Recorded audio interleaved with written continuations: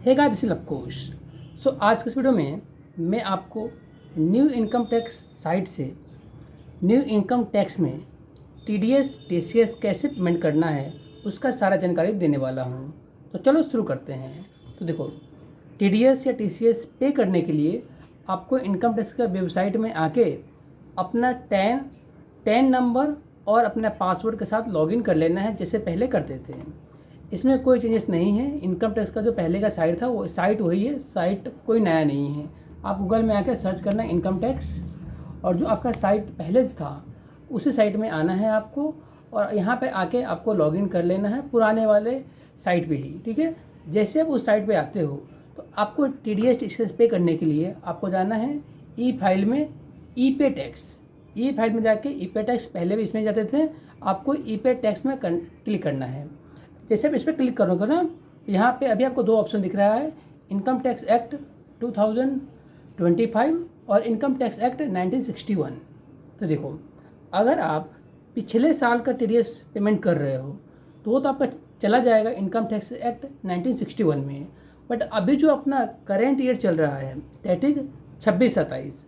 अब देखो, पहले क्या था, इनकम टैक्स में प्रीवियस ईयर असेसमेंट ईयर का कॉन्सेप्ट हुआ करता था, बट ये सब हटा दिया गया है। अब एक ही कॉन्सेप्ट है, टैक्स ईयर। टैक्स ईयर का मतलब है आप जिस साल का टैक्स दे रहे हो।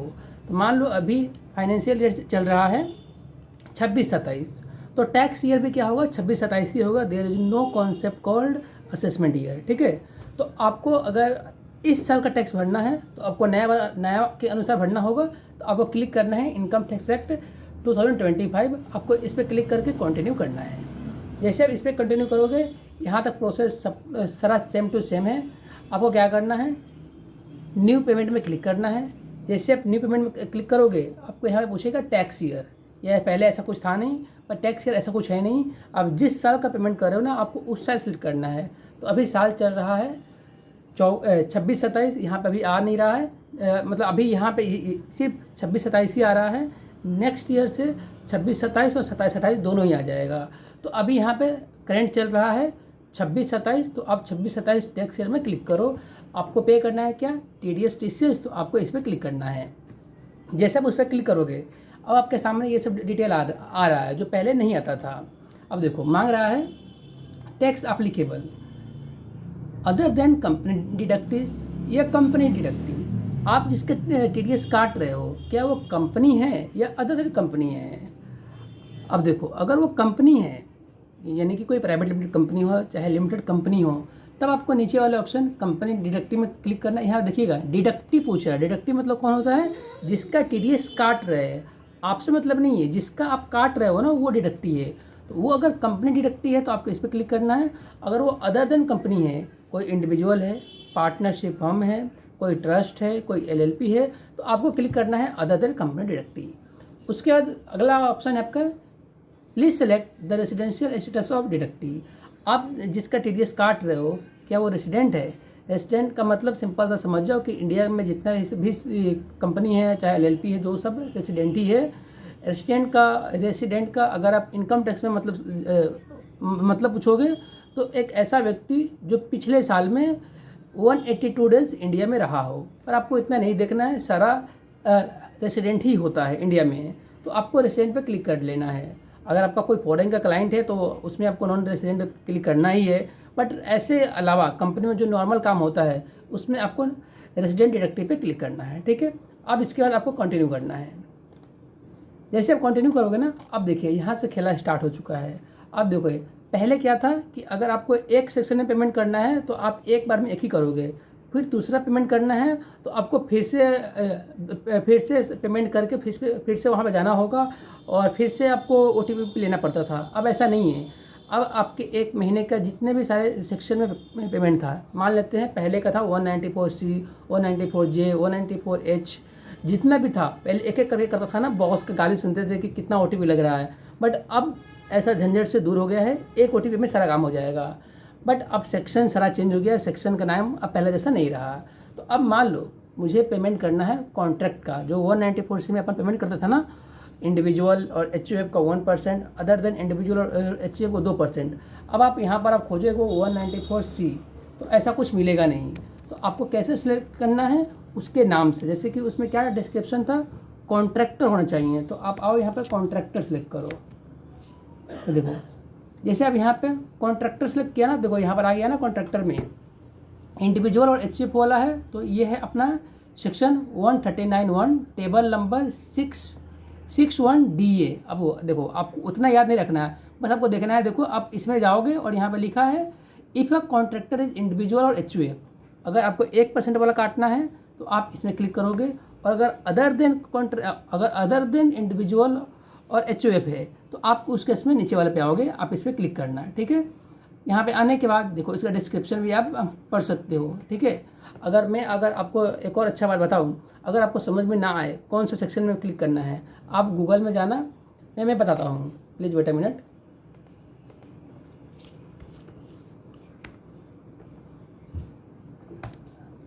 आप गूगल में जाओ और गूगल का जो एआई मोड होता है ना, आप इसमें आ जाओ और एआई मोड में आप इससे पूछ लो 194C का न्यू सेक्शन क्या है। New section under income tax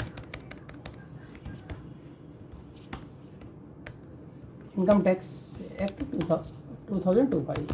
आपको इसमें क्लिक करोगे तो आपको इसमें बता देगा वो पूरा का पूरा।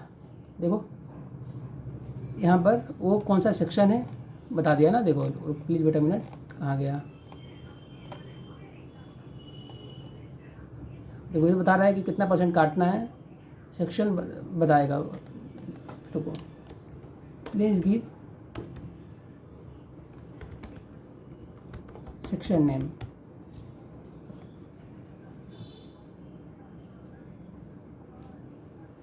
तो देखो यहाँ पर आ गया ना, 6A में आपको पेमेंट करना है, बट इसमें पूरा डिटेल में नहीं दे रहा है कि इंडिविजुअल है तो किस में जाएगा। देखो यहाँ पर देखो 6A में तो अपन आ गए। अब 6A में जाने के बाद वो देखो DA है, या देखो यहाँ पर अपन DB सिलेक्ट किया है। DB मतलब अदर देन इंडिविजुअल और एचयूएफ, बट अगर इंडिविजुअल और एचयूएफ होता तो वो DA होता। देखो इतना अगर आपके पास टेक्निकल नॉलेज नहीं है तो आप अपने CA से पूछ सकते हो, वो आपको बता देगा। या मेरा नंबर आपको दिख ही रहा होगा, आप मेरे से पूछोगे तो मैं बता दूंगा, बट मुझे तो सब पता है क्योंकि मैं इनकम टैक्स एक्ट पढ़ के बैठा हूँ।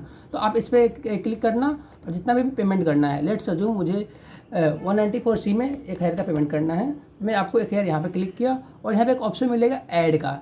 मतलब क्या है कि अगर इसके अलावा भी कोई पेमेंट करना चाहते हो तो वो भी कर सकते हो, तो आप यहाँ पे इसको लिख लो। उसके बाद मुझे एक और पेमेंट करना था, पहले था ना अपना 194I। तो अगर मैं उसको क्लिक करना, अगर मान लो रेंट का पेमेंट करना है, तो देखो आपका रेंट में क्या था, रेंट और मशीनरी है, अदर देन मशीनरी है। अगर आपको इसमें कोई है तो आप इसमें इसका पेमेंट कर सकते हो। अगर आपको इंटरेस्ट के ऊपर जो TDS होता था, आपको उसका पेमेंट करना है। देखो any interest by way of interest other than interest on security, आपको अगर इसमें पेमेंट करना है तो देखो अगर वो इंडिविजुअल है तो इसमें जाएगा, यानी कि सीनियर सिटीजन होगा तो इसमें जाएगा, और अदर देन सीनियर सिटीजन होगा तो इसमें जाएगा।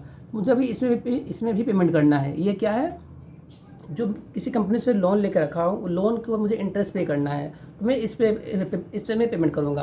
तो मैं 1000 रुपया इसमें भी पेमेंट करता हूँ। ठीक है, इसको भी ऐड किया। उसके बाद मुझे और भी सेक्शन में पेमेंट करना था, जैसे कि आप कोई भी सेक्शन बताओ, मैं उसको यहाँ पे लिख के बताता हूँ। जैसे कि था ब्रोकरेज, पहले था ना 2%, 5% से 2% कर दिया था 194H में, जो कमीशन का था। तो कमीशन मतलब देखो कमीशन और ब्रोकरेज अभी यहाँ पर आ गया ना, ये है अपना टेबल नंबर 1AA। आप इस पर क्लिक करोगे, ब्रोकरेज आपको यहाँ से पेमेंट हो जाएगा। देखो ब्रोकरेज ऊपर इंश्योरेंस था, बट इधर में अदर है। आप इस पर क्लिक करके कमीशन का बिल होगा, आप उसमें पेमेंट कर सकते हो। मैं 10,000 इसमें भी क्लिक करता हूँ और आपको यहाँ पे ऐड कर देना है। ऐसे कर करके आपको जितना भी है आपको यहाँ पे पेमेंट कर लेना है। अगर फिर भी आपको किसी भी चीज़ में दिक्कत हो रहा है तो आप ये गूगल में जाके लिस्ट पूरा पढ़ लेना। अगर आपको समझ में नहीं आ रहा हो तो आप मुझे कॉल कर लेना, या गूगल में आप इतने स्मार्ट हो आप कर लोगे। ठीक है, तो आपको ऐसे करना है। और अब देखो तीनों सेक्शन यहाँ पर आ गया, तीनों का आप रिव्यू भी कर सकते हो। और यहाँ पर किसी को डिलीट करना है या एडिट करना है तो आप एडिट भी कर सकते हो। मान लो मैं 4-5 एक साथ सेलेक्ट कर लिया, बट एक कोई गलत सेलेक्ट हो गया, या मैंने जो सिलेक्ट किया बाद में पता लगा कि नहीं उसमें नहीं करना है, तो आप यहाँ पे आकर उसको डिलीट भी कर सकते हो। ठीक हो, बट अभी मुझे ऐसा कुछ नहीं करना है। मैं इस पर क्लिक करके आगे बढ़ूँगा। उसके बाद देखो इंटरेस्ट है कोई, तो इंटरेस्ट का अमाउंट आप इंटरेस्ट में डाल दो। अगर कोई लेट फीस है तो आप लेट फीस इसमें डाल दो। कोई पेनल्टी है तो पेनल्टी इसमें डाल दो, और कोई अदर है तो आप अदर में आओ। ऐसे ऐसे करके आपको टोटल अमाउंट दिख जाएगा। देखो इधर में टोटल अमाउंट है 3000 और इधर में टोटल अमाउंट है 2200 रुपये। एक काम करता हूँ, मैं इसको जीरो करता हूँ और इसको भी जीरो करता हूँ। टोटल 5000 हो जाएगा।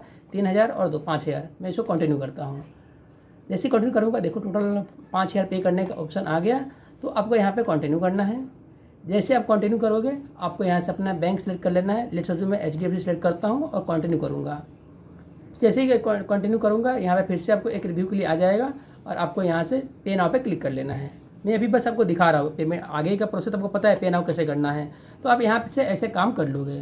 पेमेंट करने के बाद कैसा दिखेगा चालान, तो देखो आप पे टेक्स्ट में जाओ। अगर आपको डाउनलोड करना है तो चालान उसमें जाओगे और देखो यहाँ पर जितना भी आपने क्रिएट किया था ना वो सब यहाँ पे दिख जाएगा।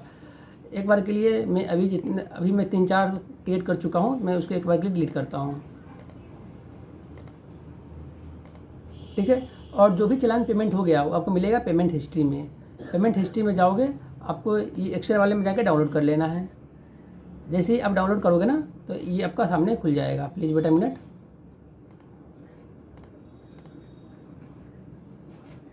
खुल जा भाई। तो देखो ये आपके सामने खुल गया। जगह देखो पूरा डिटेल में लिखा हुआ है। ठीक है, ये मैंने पेमेंट किया था, तो कुछ ऐसा इस प्रकार से आपको चालान मिलेगा। चालान डाउनलोड करने के लिए सेम पहले जैसा प्रोसेस ये पेमेंट हिस्ट्री में जाके आप देख सकते हो। सो गाइस ये है पूरा का पूरा TDS पेमेंट करने का कैसे प्रोसेस है। अगर आप पहली बार इनकम टैक्स में TDS पेमेंट करें इस साइट से तो आप ऐसे करोगे। फिर भी अगर इसमें कुछ आपको दिक्कत आ रहा है तो अपने CA से पूछ लो, या आप गूगल में जाके बढ़िया से पहले पढ़ लो, उसके बाद आप ऐसा करो। अगर आप लोग को चाहिए कि मैं पहले का सेक्शन और अभी का सेक्शन इसको मर्ज करके एक वीडियो बनाऊं जहां पे आपको दिक्कत ना हो कि पहले कौन सा सेक्शन में पेमेंट होता था और उसके रिस्पेक्टिव अभी कौन सा सेक्शन है।